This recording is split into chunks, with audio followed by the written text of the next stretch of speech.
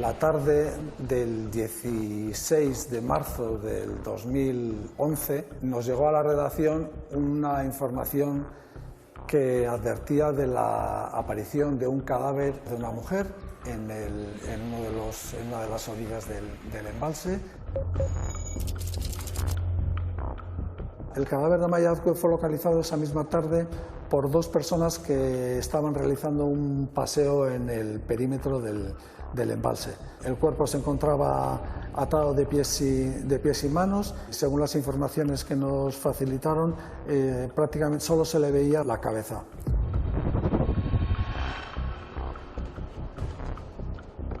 Sobre las 7 de la tarde nos comunicaron que había aparecido un cadáver en el pantano de Ibaieder, en el barrio de Nubarbe, Azpeitia.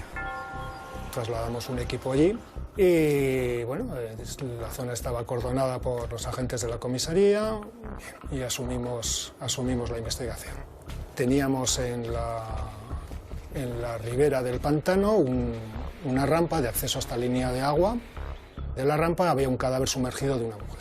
Un crimen que ahora tendrá que ser resuelto porque en un embalse de Azpeitia, en Guipúzcoa, ha aparecido el cadáver de una mujer de 39 años. Estaba atada de pies y manos y las heridas en su cuerpo revelan que había recibido también una paliza brutal. Tenía golpes en la cara, estaba atado, las manos las tenía atadas. Tenía ligaduras en los pies, pero se le habían soltado de la pierna derecha. Y tenía alrededor del cuello también una tira, pues, como si fuera modo de transporte. No estaba apretado al cuello. Se realizó el levantamiento del cadáver y se procedió a avisar a la autoridad judicial y se sacó el cadáver.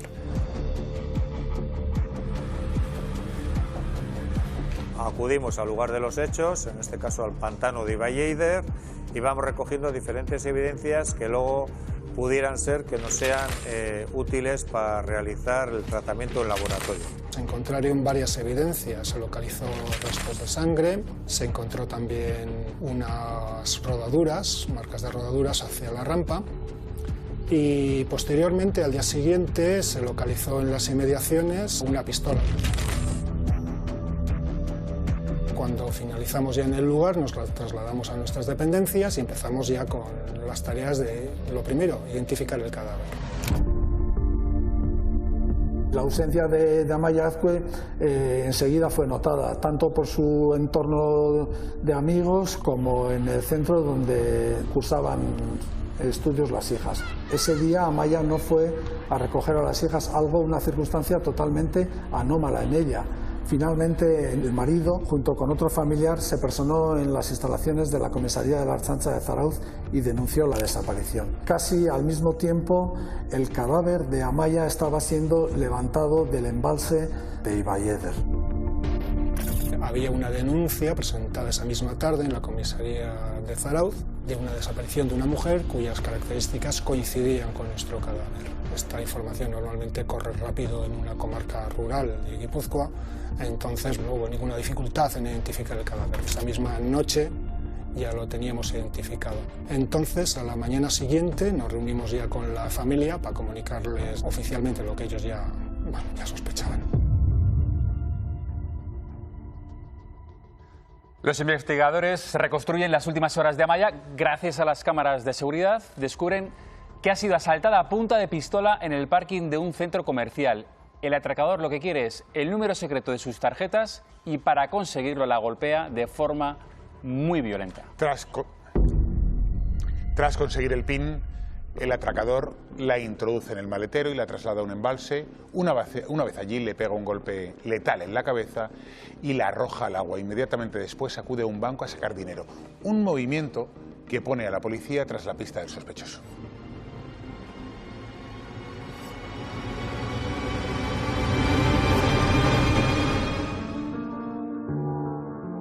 No fue hasta la mañana del día siguiente cuando ya supimos que la fallecida era Amaya Azcue, una madre vecina del término municipal de Getaria, pero que hacía una vida fundamentalmente en Zarautz. Según las informaciones que obtuvimos en las horas posteriores al hallazgo del cadáver, pudimos de alguna manera reconstruir los últimos momentos de vida de Amaya Azcue. que se vio con vida a la mujer fue el miércoles sobre las 12:30 del mediodía, cuando aparcó su coche en Zarauz, a unos 30 kilómetros de este pantano, donde horas después aparecía su cadáver. ¿Qué es lo que ocurrió durante esas horas? Es todavía un misterio, pero la policía trabaja ya sobre varias hipótesis. No se descarta que el agresor sea un conocido de la víctima. Empezamos la reconstrucción con lo que ella había hecho esa mañana. Podemos ver que ella fue al gimnasio, tomó café con una amiga en una cafetería, realizó varias compras por el casco urbano de Zarauz y finalmente fue a un centro comercial a hacer una compra. Al salir del centro comercial es cuando fue abordada por el autor. En el estacionamiento de dicho centro comercial le entra un joven con una pistola que posteriormente supimos que era simulada, y lo que le hace es que se introduzca en el interior del coche. Se pone a los mandos del volante y acuden a un centro, en este caso de equipo de Rubi, que tiene otro centro de estacionamiento, y ahí es donde le agrede, y con el objetivo de sacar la información sobre las claves PIN de las tarjetas.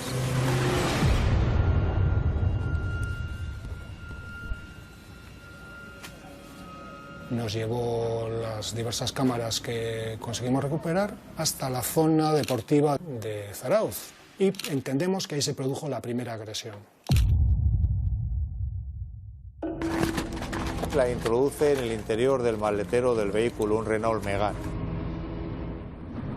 ¿Qué es lo que hace a partir de ese momento? A partir de ese momento va por diferentes tramos de autopista, los cuales observamos nosotros a través de las cámaras de Bidegui.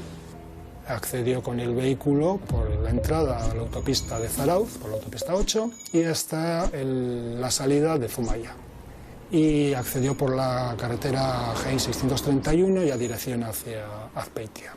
Desde ahí se trasladó al pantano de Ibaieder. Lo que hace es, al abrir el maletero, observa que todavía Amaia está con vida. Lo que procede posteriormente a realizar es coger una piedra de las inmediaciones de grandes dimensiones y a impactarla a la cabeza y el cráneo, ocasionando con este tipo de hechos la muerte. Lo que se le ocurre es intentar atarla de pies y de manos para arrojarla al pantano de Ibaieder, pensando que de esa manera pues el cadáver no iba a flotar.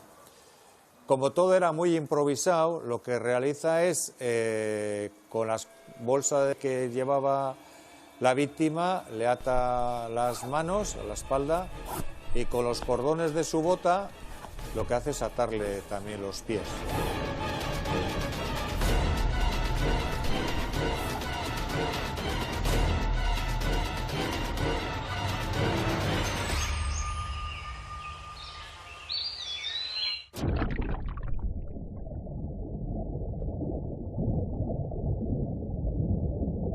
Desde ahí se trasladó a un barrio rural de Azpeitia, a Aratxerreka, y accedió de forma tan rápida a lo que es la plaza que una vecina que estaba mirando por el balcón, que estaba en el balcón por el motivo que fuera, le llamó la atención, vio que paró junto a unos contenedores de basura, sacó objetos del vehículo y los tiró al contenedor de basura. Según las informaciones que pudimos obtener, fue visto por algunos vecinos cuando se deshacía de 2 hilitas de coche que pertenecían a las hijas de Amaia Azcue. Se deshizo también de los guantes con los que presuntamente cometió el delito. Fue luego una ermita que estaba en la propia plaza, tenía un recipiente de agua bendita, estos que suele haber en el exterior de las ermitas, y se lavó las manos y se marchó de ahí.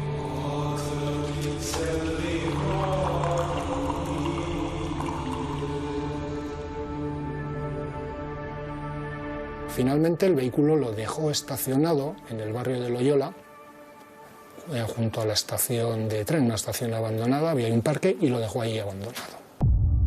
El vehículo Renault Megane es trasladado a las dependencias de Policía Científica del Laboratorio de Erandio, donde procedemos a realizar sus análisis. qué técnicas utilizamos con cada una de ellas y qué es lo que obtenemos. Lo que es la silla de las niñas, realizamos la técnica de lofoscopia y extraemos el ADN de un varón no relacionado con la familia. Ese mismo ADN también en el cinturón, un cinturón que se lo encontró en el propio vehículo y en el maletero en concreto, y también lo localizamos en las zapatillas, bueno, el cordón de zapatillas que utilizó el autor para atar las manos de Amaya. Ahí teníamos su ADN mezclado con el de Amaya. Con la tarjeta de Amaya se habían extraído 600 euros en 2 operaciones en cajeros de Azpeitia. Eso nos llevó a conseguir las cámaras que tenían los sistemas de videovigilancia de las sucursales, y en una de ellas obtuvimos una imagen muy buena de un varón alto, delgado, y que iba vestido con una gorra, llevaba un chaleco acolchado, llevaba pantalones vaqueros y llevaba unas zapatillas de trekking. A través de un programa forense pudimos determinar que su altura era de 1,91 m más o menos 2 centímetros. ¿Fue el robo de una tarjeta para sacar 600 euros el motivo del homicidio? Nosotros también nos hacemos esa pregunta. Atentos porque en tan solo un minuto vamos a contarles qué objeto pone a los agentes tras la pista del asesino. 2 anuncios y volvemos.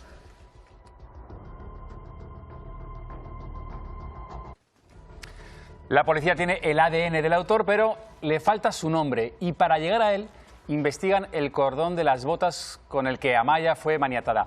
Averiguan que la madre del asesino había comprado ese calzado recientemente y no le piden que lo lleve a comisaría. Al día siguiente, el asesino y su familia se personan en dependencias policiales con un abogado. En ese momento, los agentes saben que tienen enfrente al hombre que están buscando. El crimen genera una enorme conmoción en Euskadi.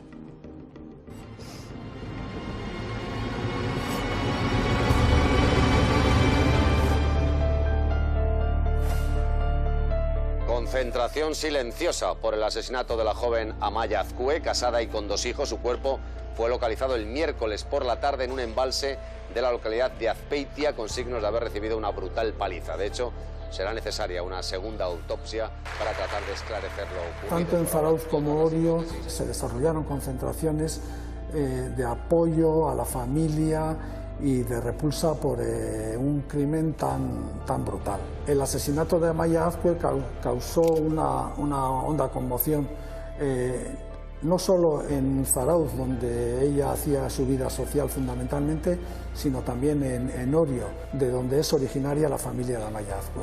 Además, los hechos generaron estupefacción en la sociedad guipuzcoana.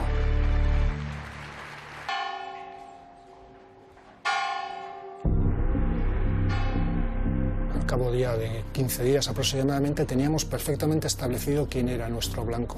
Teníamos un perfil claro. Estábamos hablando de un varón autóctono de 18 a 25 años, de 1,91 m de altura, más o menos 2 centímetros. Entonces, claro, ya sabíamos quién era nuestro objetivo. Lo que no tenía nuestro objetivo es nombre. De hecho, teníamos hasta su ADN, pero nombre no. Lo que tenemos es unos resultados, en este caso, realizadas las técnicas de ADN y de huellas, pero no podemos identificar, porque introducidas en las diferentes bases de datos nos da resultado anónimo. ¿Qué significa? Que esas huellas y ese ADN no pertenecen a nadie que está en la base de datos, por lo tanto ese individuo no ha sido previamente detenido. Las investigaciones las orientamos por tres vías diferentes. Por un lado, las primeras dirigidas a saber quién era nuestra víctima. Vimos que era una familia normal, Amaya no tenía ninguna cosa que llamara especialmente la atención. y verificamos que la información que nos facilitó el marido respecto a qué estaba haciendo ese día y tal era perfectamente coherente. Teníamos un perfil que teníamos que identificar. Eso nos llevó a realizar 129 sospechosos a poder descartarlos. Cada uno de ellos se verificó y se descartó. En muchos de los casos, porque vimos que no estaban en Zarauz, porque su ADN no coincidía. Hay que tener en cuenta que en esta investigación gestionamos más de 600 evidencias. De hecho, tuvimos incluso 3 personas dedicadas en exclusiva a gestionar evidencias. Fue laborioso. Establecimos equipos para, por un lado, determinar gorras análogas a esas, dónde se podía estar vendiendo en la comarca de Urola-Kosta. Lo mismo con el chaleco, lo mismo con el cinturón. Y ninguna de las 3 vías nos llegó a nada concreto. Por otro lado tenemos el cordón. Entonces ahí establecimos también un equipo con una finalidad, determinar ese cordón que habíamos encontrado a qué zapatillas correspondía. Paramos aquí este capítulo del crimen que estamos viendo para hacer una pequeñísima pausa. A la vuelta verán cómo se comporta el asesino de Amaya cuando se siente acorralado por la policía.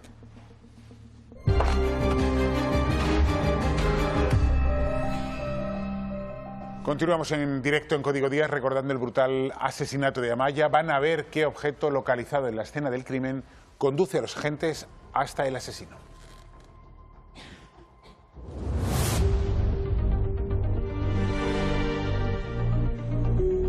Es característico el cordón que utiliza para atarle a Amaya. Digo que es característico porque es un cordón de tipo de botas de montaña.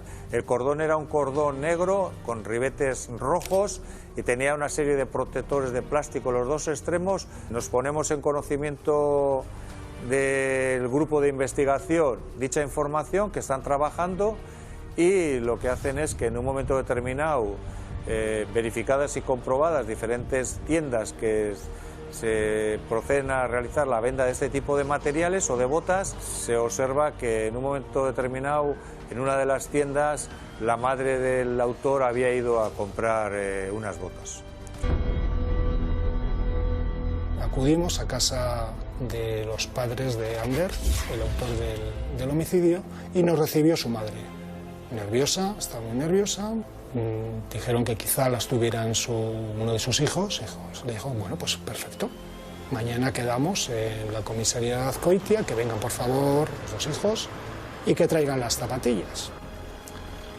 A la mañana siguiente se personaron en comisaría los 2 hijos con el padre y con un letrado, claro, lo cual nos llamó muchísimo la atención. Esa misma mañana me dijeron, creemos que es nuestro objetivo.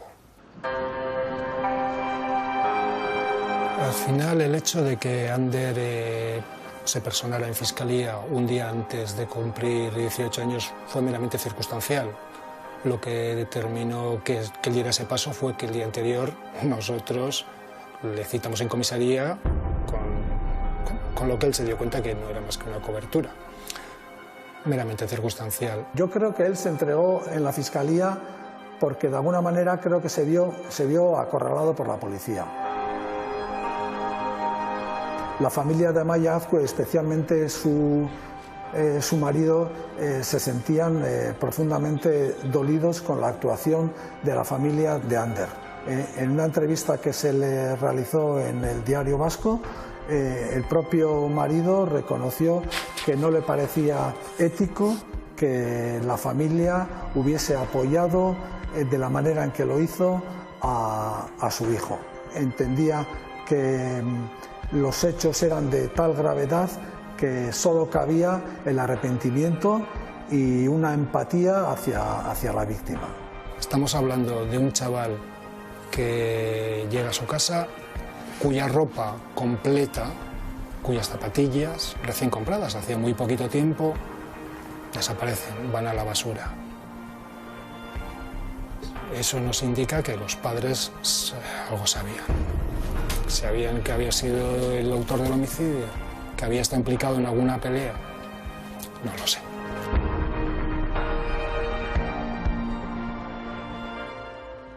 ¿Por qué se entrega?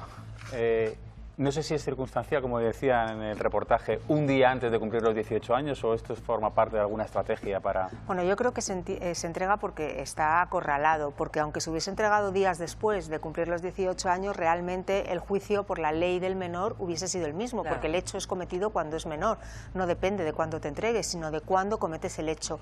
A lo mejor, quizá, porque él pensaba que iban a ser los policías más benévolos con él por el hecho de ser menor, o que iba a entrar en acción el GRUME en vez de la Policía Nacional o la Guardia Civil. Quiero decir, el grupo de menores, pero vamos, de cara al juicio y a la pena da lo mismo. ¿Y no es sospechoso, María, que se presente ya directamente en comisaría con un abogado? Bueno, yo creo que ahí, y esa es la pregunta que nos hacíamos al final de este vídeo, es si ya los padres sospechaban y trataban de protegerle de alguna manera.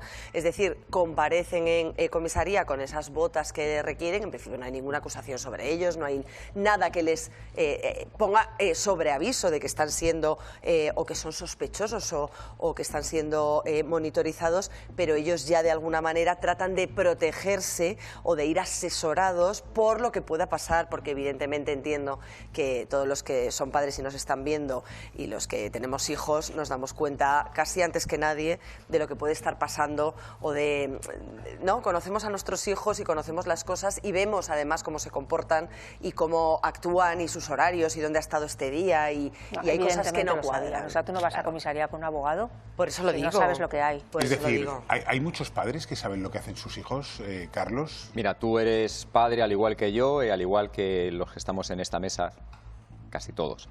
Y evidentemente cuando un hijo nuestro ha hecho algo, tenemos ese sexto sentido como para intuir que algo malo está pasando. Yo en este caso estoy de acuerdo con Bárbara y estoy de acuerdo con María, de que se entrega, pero yo creo que no es una decisión del chico, yo creo que es una decisión de los padres. Yo creo que los padres son los que de alguna manera le dicen vamos a ir, vamos a intentar arreglar esto. A lo mejor tampoco sabían la gravedad de los hechos, pero cuando llegaba a ese punto...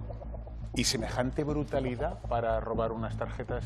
Eso es lo que exactamente lo que le estaba dando vueltas todo este rato. Es decir, el leitmotiv evidentemente parece que es un robo, pero ¿qué es lo que bulliría dentro de la mente de este adolescente para asaltar a una chica además me parece atractiva, joven, secuestrarla, meterla en el maletero?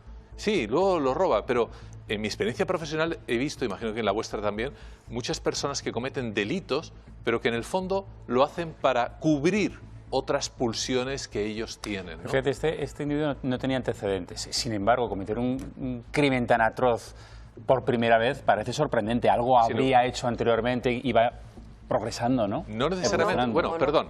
Lo habría hecho seguramente en sus fantasías y quizá en sus fantasías sexuales, me atrevería a decir, nadie más que él sabe lo que bullía en su mente.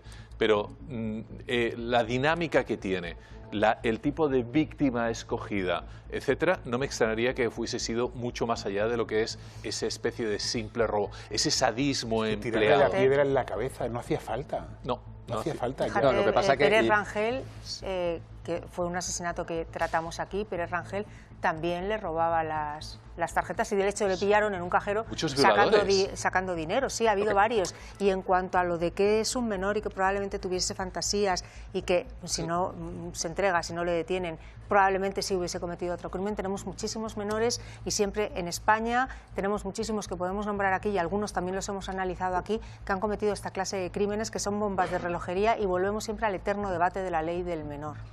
Atentos, porque en tan solo un minuto van a ver cómo el hecho de ser menor de edad en el momento de cometer el crimen beneficia al asesino durante el juicio. En 2 anuncios y volvemos. Hasta ahora.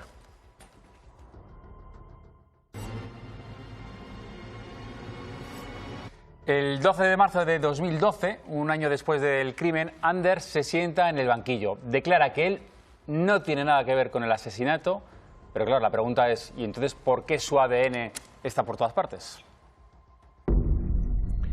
Cuando Ander comete el asesinato tiene 17 años y eso condiciona por completo el juicio. No hay jurado popular y las vistas se celebran a puerta cerrada, aunque cuando lo juzgan ya tiene los 18. La justicia actúa como si se tratara de un juicio a un menor.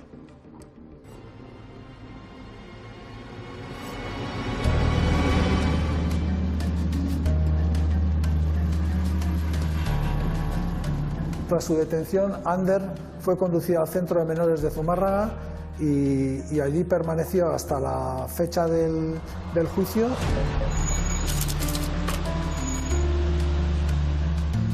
También está con un... Ya os podéis imaginar, ya os dije antes al entrar, ¿no? Para ella es que además coincide con un aniversario. O sea, está pues con mucho sufrimiento y mucho dolor. No voy a aclarar nada, muchas gracias. ¿Declaración de Ander? Muy bien, muchas gracias. El juicio a Ander comenzó el 12 de marzo de 2012 y se prolongó durante varios días en la sede del Juzgado de Menores de San Sebastián. Comenzó justamente un año después de que fuera localizado el cadáver de Amaya y, por tanto, un año después de que se perpetrara el asesinato.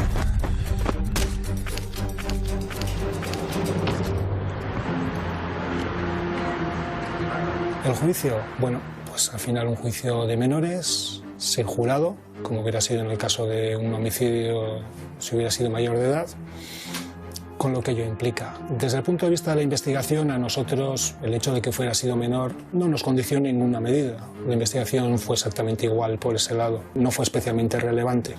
Y el juicio, bueno, pues un juicio sin que pudiera acceder la prensa, sin que hubiera público. Te pido que se respete el sufrimiento de la familia. Están pasando unos días muy malos. Es el aniversario de la muerte de Amaya. Nada más. A nadie se le escapa que la muerte, el asesinato de Amaya Azcue fue un hecho doloroso para su familia, para su marido, para sus hijas, para sus hermanas y para toda la sociedad de Zarautz y de Orio en general. ¿Cómo valora usted la actitud de los padres de Ander? Le han permitido todo y hasta han mentido para proporcionarle una coartada. ¿Cómo se encuentran después de un año tan difícil? Algo mejor, cerramos otra fase, ha terminado una etapa y empieza otra en la que debemos mirar hacia el futuro, pero sin perder de vista el pasado.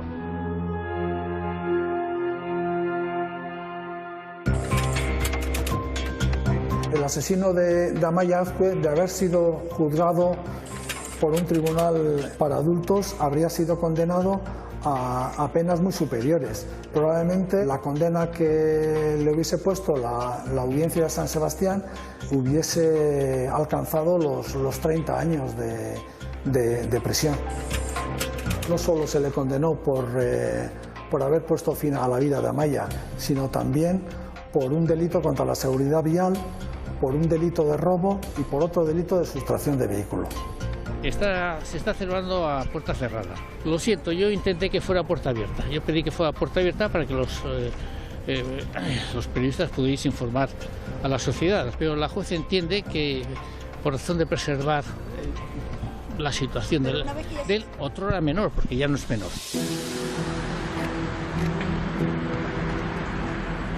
La línea de defensa se planteó una versión bastante, en mi modesta opinión, bastante rocambolesca. No tenía ni pies ni cabeza, que no fue él, que le estaba haciendo autostop, que le recogió una persona, que subieron hasta una zona, esta persona paró el coche, se bajó a hablar por teléfono, él vio que en el vehículo, en el maletero, había una mujer retenida, que este varón se montó en el vehículo, que luego le trasladó hasta Azpeitia y le dijo que ahora, márchate, y que él no sabía más. No dio ninguna explicación, cómo aparece su cordón en el cadáver, cómo está su ADN en el volante y la palanca de cambios de ese vehículo, cómo aparece su ADN en los guantes utilizados por el autor, que aparecen en el contenedor de Aratxerreka, cómo está su ADN en las sillitas de los niños que aparecen también en ese contenedor.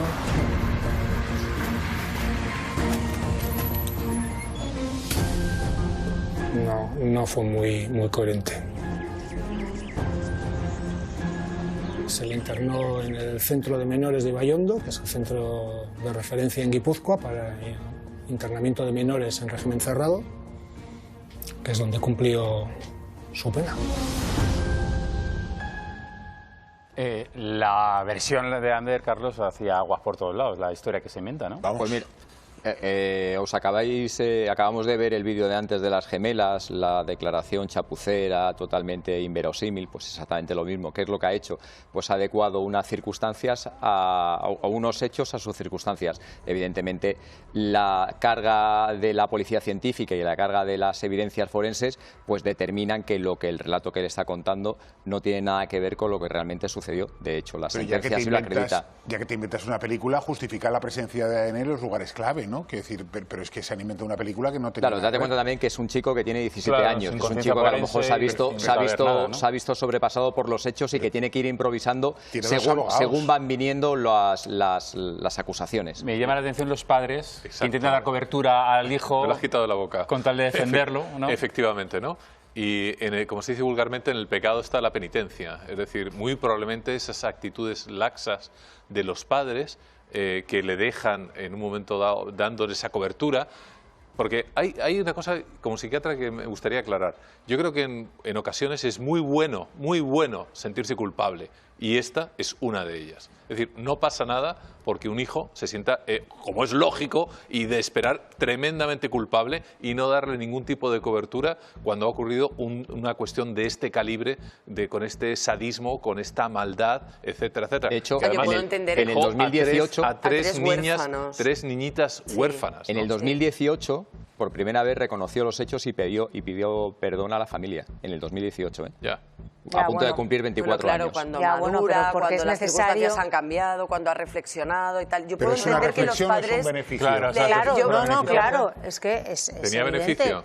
Hombre, claro, es que el pedir perdón es un requisito esencial para pero posteriores no lo pidió beneficios inmediatamente, tardó unos años. Claro, pero es que cuando llega el momento en el que ya puede haber beneficios penitenciarios es normalmente cuando los internos, ya sea de un centro de menores, de una prisión, suelen pedir ese perdón obligatorio para poder salir. Utilitarista, no sentido. Es un perdón condicionado. Yo no sé si en este caso es utilitarista es condicionado o no lo es, porque luego le concedieron la libertad vigilada. Claro, yo lo que creo es a mí lo que me sí preocupa es comprensible desde el punto de vista humano, ¿no? Y de la empatía, que tú intentes proteger a tu hijo, pero no proteger encubriendo. Me explico, o sea, tú puedes, una vez que sabes o sospechas lo que ha pasado, prestarle tu apoyo, acompañarle, que tenga unos abogados, o sea, lo que todo padre al final tiene que estar al lado de su hijo, porque creo que es así, pero creo que efectivamente no edulcorando, intentando modificar lo ocurrido, endulzando o restando importancia o tratando de encubrirle hasta el punto de que salga suelto de algo que ellos creo que son conscientes que ha pasado. Yo creo que los padres saben, desde que los niños nacen, son muy pequeños, ya saben, van sabiendo cómo es ese temperamento, ese disco duro, esa personalidad de los niños y cómo se va formando año a año y los problemas que pueden conllevar. Algunos son bombas de relojería. En España, como decía antes, tenemos a José Rabadán, asesino de la katana, que mata a su familia. Tenemos a Iri y Raquel, las brujas en San Fernando, que matan a cuchilladas a Clara. Tenemos a Rubén el Vaca, que mata a pedradas a María Esther. Tenemos un montón de menores que ya daban muestras de que eran bombas de relojería y que los padres miraron a otro lado y dijeron, es la edad. Pues por eso digo. El asesino ingresa en un centro de menores de máxima seguridad para cumplir su condena. Y al cabo de 2 años, fíjense, diseña un plan de fuga. Los vigilantes descubren que Ander esconde unos objetos afilados con los que pretende conseguir que le abran las puertas del centro. El cuerpo de seguridad frustra su vida, pero el asesino consigue la libertad vigilada gracias a unos informes positivos de su tutora. Para la justicia, Ander es un joven reinsertado. Para los funcionarios del centro, un muchacho sin norte.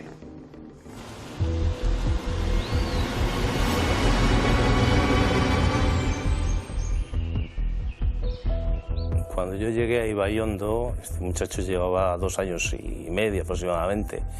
ya de cumplimiento de medida, ¿no?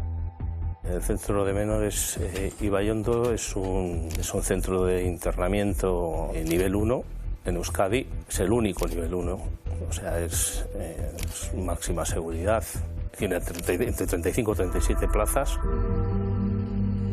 Antes, a nivel formativo, fue un muchacho que fue dando bandazos y no terminaba de encajar ni en ninguna formación, ni tampoco a nivel de oficio, ¿no? El equipo educativo, demás, pues decidieron montar un gallinero, porque este muchacho, pues bueno, pues, le gustaban los animales, se compraron las gallinas y él se encargaba, pues bueno, pues de limpiarlas, de echarles de comer, de tenerlas recogidas, etcétera, ¿no? Y eso era, digamos, la actividad que a él le gustaba, ¿no? Trataba a los animales con mucho cariño.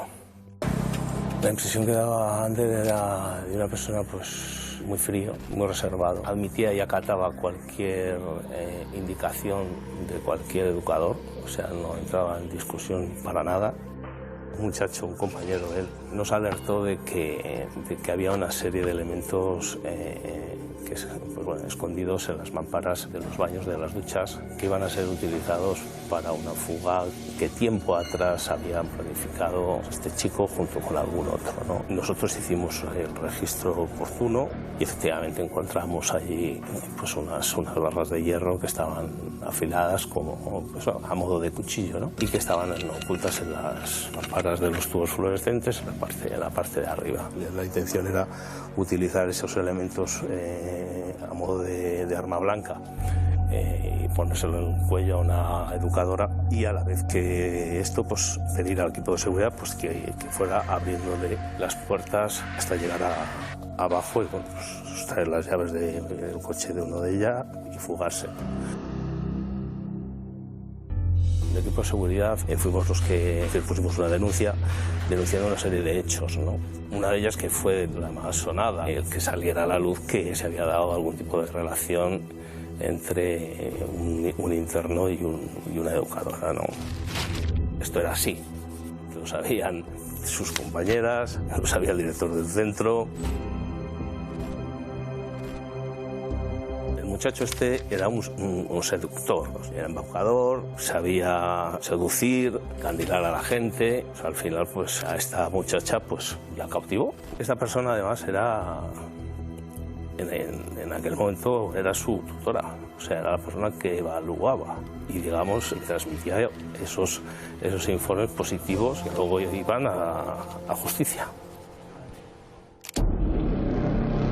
En el caso de Ander, que está en libertad vigilada y que no ha reincidido, luego a efectos de justicia juvenil es un éxito, es un reinsertado. En lo personal, esos rasgos psicópatas no sé si quizás en un futuro pues puedan aflorar o que le conduzcan a llevar pues a cometer pues algún tipo de acto pues, o similar. No ha reincidido, no ha vuelto a entrar. Hasta ahí es hasta donde podemos leer y lo que podemos decir a día de hoy. Bueno, teníamos aquí un debate importante en Platón. Sí, sí. ¿Cómo es posible que un interno mantenga relaciones sexuales con una educadora en la cárcel o una relación de amor? ¿Esto pasa habitualmente? Sí, puede pasar. O sea, no habitualmente, pero puede pasar. En el momento que se acredita una relación sentimental, y se acredita de diversas maneras, con varios bises o con varias visitas al locutorio para luego poder tener un bis, o con una relación por carta varios meses, acreditas una relación sentimental. Y a partir de esa relación sentimental acreditada puedes pedir un bis íntimo. Perdonadme, vamos a hacer el debate que estábamos teniendo durante el vídeo.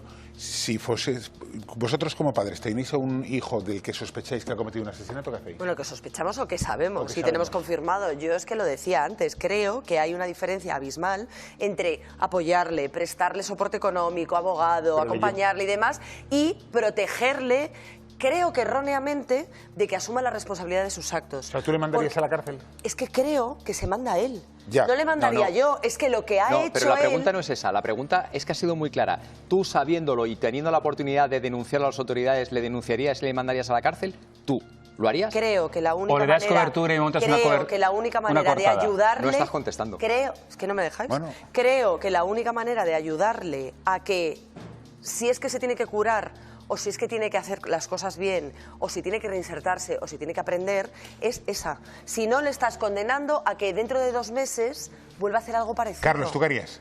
Yo no lo tengo nada claro, absolutamente nada claro. Sinceramente, a día de hoy, en este momento, no sé lo que haría. José Miguel. Yo creo que hay que enfrentarse a lo bueno y también a lo malo, porque lo malo también modela y evidentemente crea fronteras, ¿No crea dependería barreras. del crimen que haya cometido?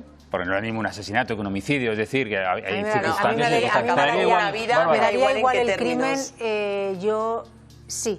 Sí, le entregaría, sí le denunciaría, sí le mandaría a la cárcel, porque creo que sería salvarle. Porque hablaba María de curar.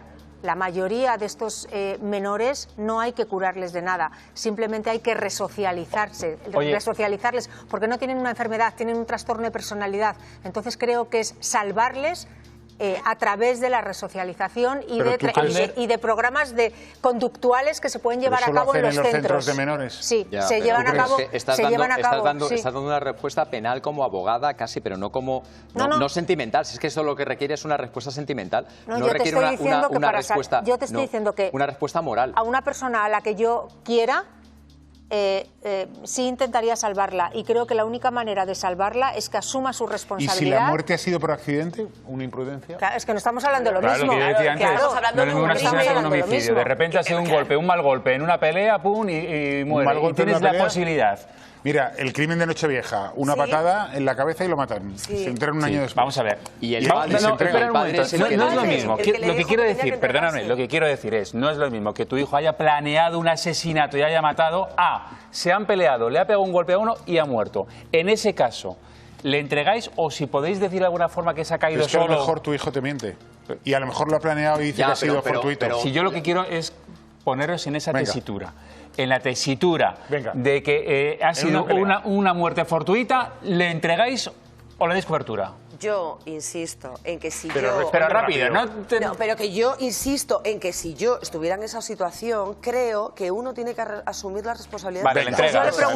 Yo le preguntaría cómo ha sido, cuéntame toda la verdad. Y dependiendo de su explicación y dependiendo de lo que me cuente, le pega un puñetazo y lo ha matado. Pues dependiendo de cómo me lo cuente y las intenciones que él tuviese, intentaría buscar algún tipo de solución, pero siempre que asumiese que si ha sido un mal golpe por imprudencia, tendría que asumir la imprudencia. Bueno, en tu caso tendría suerte porque tiene la abogada en casa. Ahora. Como es un caso distinto al anterior, yo opino exactamente igual que Bárbara. Es decir, interrogaría a ver qué es lo que dice y dependiendo de lo que diga, pues asumiría una responsabilidad u otras. A mí es que quitando a lo mejor algún delito vil que fuera pues hacer daño, violación a un niño, algo que sea totalmente repugnante, que ni yo lo pudiera soportar. No tengo la respuesta. Me gustaría preguntarle a David, pero bueno, no podemos. Pregúntamelo, pero nos hemos quedado sin tiempo. Hasta la semana que viene. Adiós. Chao.